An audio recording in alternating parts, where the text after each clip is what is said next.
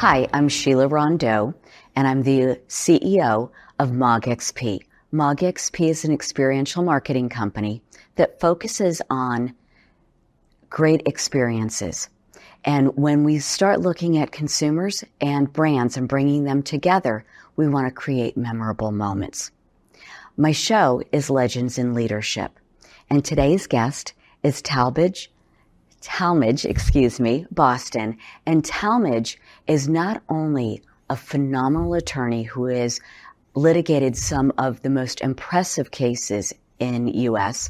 history, but also he's a historian who looks at history in a different way. Today we're going to talk about his new book that is being launched, and I'm gonna let you take it away and tell us a little bit. Well, my new book is titled How the Best Did It, subtitled Leadership Lessons from Our Top Presidents. It has 8 chapters on 8 presidents: Washington, Jefferson, Lincoln, both Roosevelts, Eisenhower, Kennedy, and Reagan. For each of those 8 presidents, I try to identify the most important leadership traits that caused him to be successful, typically an average of 3 per chapter, with no repetition among the chapters, such that the book profiles a total of 24 leadership traits. And at the end of each chapter, I have what I call a mini workbook, where I ask a series of questions for the reader to ask him or herself, how am I doing in these traits in the chapter that I just read about? So the target audience for the book is anybody who is or aspires to be a leader, or who's already a leader and wants to be a better leader. So in order to, in this politically divided world, I made sure we had a good balance of Republicans and Democrats, with Franklin Roosevelt and John Kennedy for the Democrats and Eisenhower and Reagan for the Republicans. Yeah, and it's odd that what we used to call Republicans or Democrats aren't necessarily where they still sit today. That's right. In Thomas Jefferson's era, he was the founder and leader of the Republican Party, which ultimately evolved to today's Democratic Party. The Republican Party of today started with Abraham Lincoln in 1854. Okay. So what I find really interesting is in this day and time, we have so many people who call themselves leaders, but we have such an issue with finding true leaders. We look at our political system right now, and we have such division. And each of the men you talked about were very strong in their party, but more importantly, they were true leaders. And what they did was they brought the country together. Can you give us some examples as you go through your book? What was Washington's leadership trait that you would most want today? Well, George Washington was a great unifier, and he needed to be, obviously, to be in charge of the colonial army during the Revolutionary War. He had to keep everybody on the same page. As the man who presided over the Constitutional Convention, where there are many arguments on many of the issues that we still battle with in today's Constitution. And then, of course, as our first president for not only a first term, but a second term. Washington was not a great public speaker. He knew that. He, in fact, had a breathy voice, which came from a childhood respiratory illness. He also struggled with his very awkward dentures. He only had one tooth in his head during the time he was president of the United States. So because he had these limitations as a speaker, he did everything else extremely well. He always dressed sharply. He always had perfect posture. He had strong eye contact with everybody he was dealing with to show he was a great listener. But to your question in terms of how do you unify without being a great public speaker, he knew when to speak and when not to speak. John Adams said he had the gift of silence. For example, when you have 2 parties at war, like there were at the Constitutional Convention, like there were during the 8 years of his presidency, you can either wade in on one side or the other, but you're thereby wading into the fray. Washington wanted to stay above the fray and knew that only by doing that could he stay in a position of being a unifier as opposed to a divider. So that was an incredible gift that unfortunately not enough politicians have in terms of knowing when to be quiet. They all want to talk too much. I was just thinking what an amazing world it would be to have politicians right now who knew when to be quiet, to listen and then could balance both sides and come up with a solution. What an amazing world it would be. Yeah, along the ideas of the voice, in my mind, the greatest voice was Franklin Roosevelt. And the reason was, not only was he a great orator, his first inaugural address, "We have nothing to fear but fear itself," in the middle of the Great Depression, right after the bombing of Pearl Harbor, December 7, 1941, a date that will live in infamy. He could talk to the masses with a real snap, crackle, and pop power. But he also had this wonderful conversational tone that he used in the fireside chats on the radio, where he could calm everybody down, sitting in their living rooms, listening on the radio. I know we've got economic problems. I know we've got international problems, but I'm going to keep things calm by speaking in a calm conversational voice. So to me, he's the great speaker in terms of having that capacity. Of course, we'll never know how well Lincoln could have been on the radio, but obviously he was our most eloquent president, and that came from his being a lifelong reader of the great books, King James Bible, Shakespeare's plays, the classic books of poetry. Not only did he read them, but he memorized them, could recite large chunks of them on command whenever he needed them. So being a great reader allows you to be a great speaker if you're reading the right things. But he was also obviously a career in law as a trial and appellate lawyer, which made him be able to know how to speak to particular audiences, juries, judges, Court of Appeals justices, clients. And then, of course, he spent most of his adult life running for political office. So he's always giving political speeches, and for him, practice made perfect. He knew how to connect with a crowd, knew how some crowds are obviously very different from others in terms of educational levels and so forth, knew always to make his word choice depend on who was in the audience. So when you study these great presidents about how they went about being so persuasive, Lincoln and Roosevelt are two great role models for all leaders to think about in terms of how to have a bigger impact on the people who you're trying to lead. If you could look at past presidents and say, today we need a president from the past to fix what's happening, who would you pick? The short answer is Abraham Lincoln. Anybody who could deal with a civil war and bring the country together and win the war and abolish slavery. Virtually all historians these days recognize Lincoln as the greatest president ever because he had such an amazing skill set, not only his eloquence and power in persuasion, but also just having a presidential temperament. We hear about that a lot these days. His outstanding trait was magnanimity. He always took the high road. For example, during the Civil War, he had McClellan and other Union generals who disrespected him at the outset, didn't think he knew his stuff as far as the military leadership went. He ultimately proved them wrong. He was also very generous in spirit toward the Union soldiers. Many of them deserted. He was very generous about granting pardons. When the war was coming to an end, he had a very generous spirit toward the Confederacy in wanting to reunite. He also stayed above the fray with his cabinet. You remember Doris Kearns Goodwin's book, Team of Rivals? He had people in his cabinet who he had run against, who he'd had major friction with, and yet he wanted the smartest and best people in his cabinet. So he never got down on any sort of personal level with them. And then last but not least, his wife. Mary was a very difficult personality. She was very smart. She was very ambitious, and that helped Lincoln's rise. But she was a very difficult, in many cases, antagonistic person toward him and everybody else. She's one of those people who had a lot more enemies than friends. And yet he never got down on that kind of level and maintained the marriage, even through the tragedies. They lost a son while they were in Springfield. They lost another son while he was president. So they had all these horrible tragedies going on in the midst of a civil war where 750,000 people lost their lives. And yet he always maintained an even keel through it all and stayed above the fray. So if anybody can deal with all the chaos and dysfunction in today's government, in today's America, I'm going to choose Abraham Lincoln. Okay. So as you picked the 8 presidents, tell me what some of their best traits are. I'm thinking Kennedy, I'm thinking Reagan. What were their leadership qualities that most intrigued you and you feel the need for?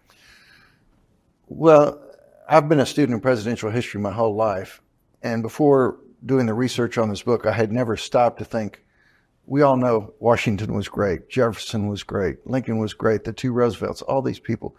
But what exactly made them great? Mm-hmm. And so that was really the purpose of the research, was to really drill down and figure out the specific traits that made them great.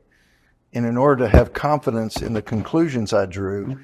every one of my chapters has been reviewed and blessed and tweaked by at least 2 major biographers of each of the 8 presidents. Mm-hmm. And in fact, one of those 2 has an endorsement on the back of my desk jacket, including 3 Pulitzer Prize winners, John Meacham, Doris Kearns Goodwin, Annette Gordon Reed, as well as other leading presidential biographers, Doug Brinkley, Mark Updegrove, William Bowden, David Stewart, Ronald White. But in terms of the conclusions, Washington, I've mentioned one of his top traits, knowing when to speak and when not to speak, which was tied into his capacity to be a unifier. Mm-hmm. But obviously, if we had to name one most outstanding trait for Washington, it would be his integrity. He never told a lie, going back to the cherry tree fable. But in fact, whatever he said, he had total credibility, and that's obviously essential for any successful leader. Mm-hmm. Jefferson, his great trait was the ability to get people on both sides of the aisle to work together to break down the barriers. Keep in mind, he became president right after John Adams' presidency, where Adams and the Federalists had gotten passed the Sedition Act, which made it a crime punishable by incarceration for anybody to criticize President Adams or the Federalists. People were put in jail. That act expired at the end of the Adams presidency, but Jefferson came in, his inaugural address, he said, look, folks, we are all Federalists, we are all Republicans, we are all Americans, and we better start acting that way or this country is not going to make it. Mm-hmm. And so even though he also was not a great public speaker, he was great in small groups. He was great interpersonally, socially. And so throughout his presidency, every week he had a dinner party where he'd have Republicans, he'd have Federalists. He was a very charming guy. He could speak 6 or 7 languages. He's totally brilliant. He could play the violin.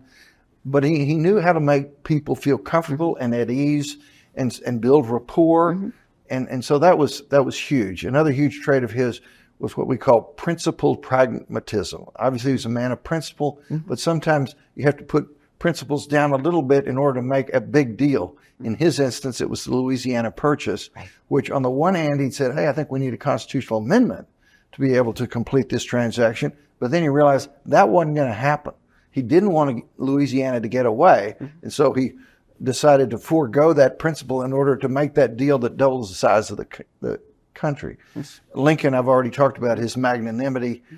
Theodore Roosevelt, a great mediator, a peacemaker. Even though we think of him in the Rough Riders and the Spanish-American War, he was a great settler. He'd been president just in his second year, and there was this huge coal strike of 1902. No president had ever intervened in a labor dispute before. Roosevelt said, somebody's got to bring this to an end, or else the whole northern part of the country is going to freeze to death. So he got the sides together. He achieved that settlement. He was so good at it, Russia and Japan were involved in a war. They said, hey, Theodore Roosevelt, would you come over here and mediate this? He did, and won the Nobel Peace Prize. So a great mediator, peacemaker. Franklin Roosevelt, I've talked about his gift with communication in terms of Eisenhower. Eisenhower, the Supreme Allied Commander, demonstrated he knew when to be patient and when to play hardball. We saw that on D-Day. He was patient on the weather, hardball with the Normandy invasion. As president, patient with dealing with the Joe McCarthy Red Scare, hardball with dealing with the Suez Crisis. John F. Kennedy, incredibly eloquent, whose words inspired great deeds. In the inaugural address, ask not what the country can do for you, ask what you can do for the country. It caused thousands of people to join the Peace Corps, his speeches that endorsed the space race and putting a man on the moon, his speech to advance the civil rights movement and introducing the first strong civil rights bill, which he didn't get passed because he got killed, but Lyndon Johnson saw it through. And then last but not least, Reagan, this incredible sense of optimism. I mean, he came to the presidency right after the Jimmy Carter disastrous presidency, double-digit inflation, long gas lines, low economic growth, high unemployment, couldn't get the Iran hostages released. America was in the dumps. America was in a malaise. And Reagan said, no, I see America can be the shining city on the hill. And not only was he a complete optimist, but he inspired the country to be optimistic.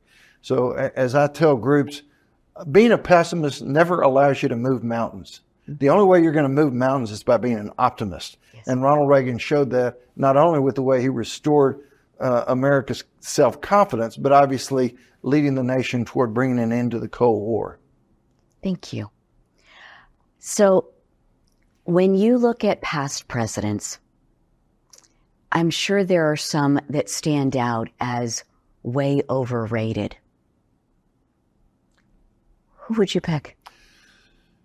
Well, a minute ago, you asked me about how I chose my 8, and the way I chose it, every time we have a president leave the White House and a new one come in, the 150 leading historians take a poll that's under the umbrella of C-SPAN, and they are asked to evaluate all presidents from best to worst in about 10 different presidential leadership traits.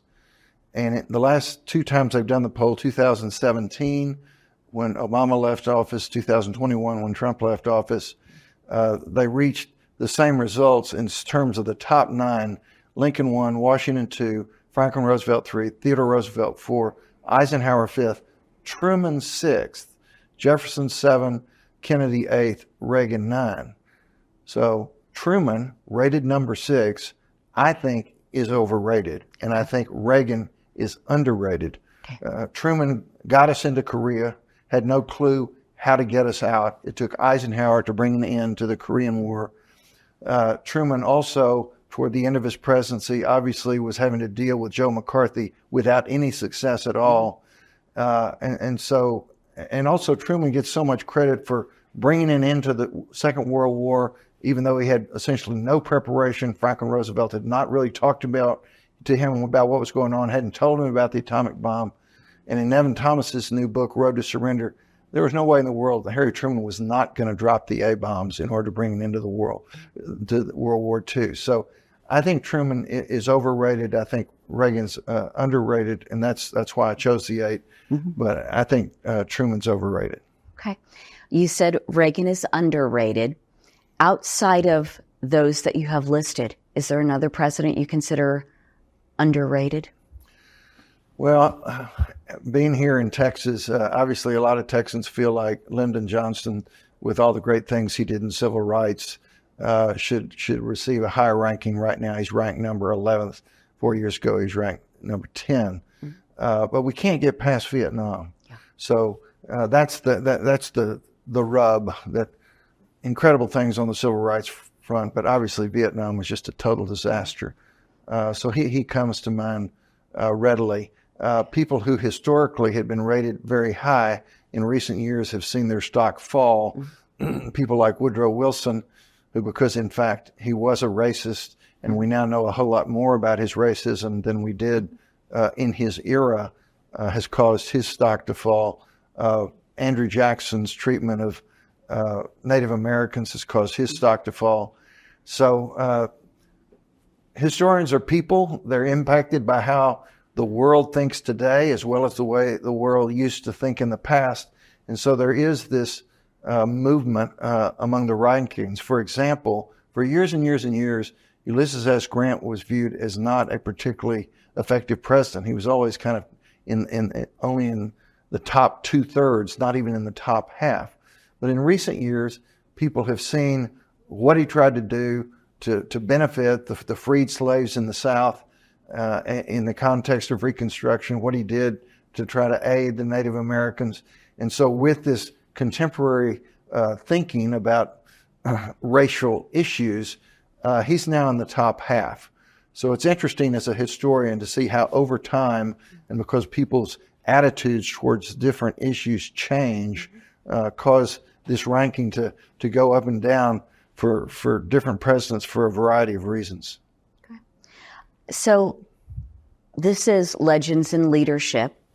As we look at these top 8 presidents, what are a couple of the traits that you see in all of them that you consider key leadership principles? Well, number one, they were all effective persuaders, but they each did it in a different way. You can't be a leader if you're not good at persuading others. And then to your point a few minutes ago, they were all unifiers. They all, your point, you can be a leader. In my mind, yes, you can be a leader, but you're never going to be a great leader unless you're a great unifier. That's the mark of a great leader. And somebody who doesn't have that trait is a mere leader. Yes, they're in charge. Maybe they're president. Maybe there's party leaders. Maybe they're governor. Maybe they're mayor, whatever they may be. But if they're not unifying and bringing people along to see things their way through the gift of persuasion, that they're not going to be effective leaders. Okay. Thank you. So I know your book is coming out soon. April 2nd. And where do we find it? Well, all books are on Amazon, and obviously now you can pre-order it on Amazon.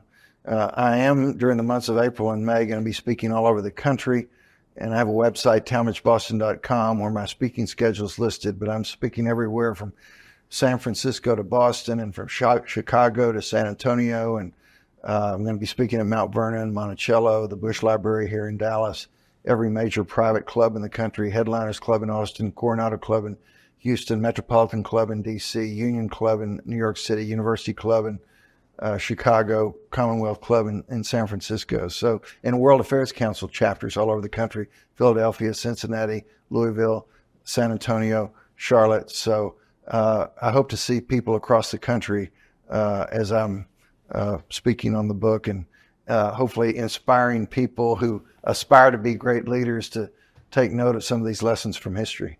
Well, thank you so much for joining us. It's been my pleasure, Sheila. Thank you.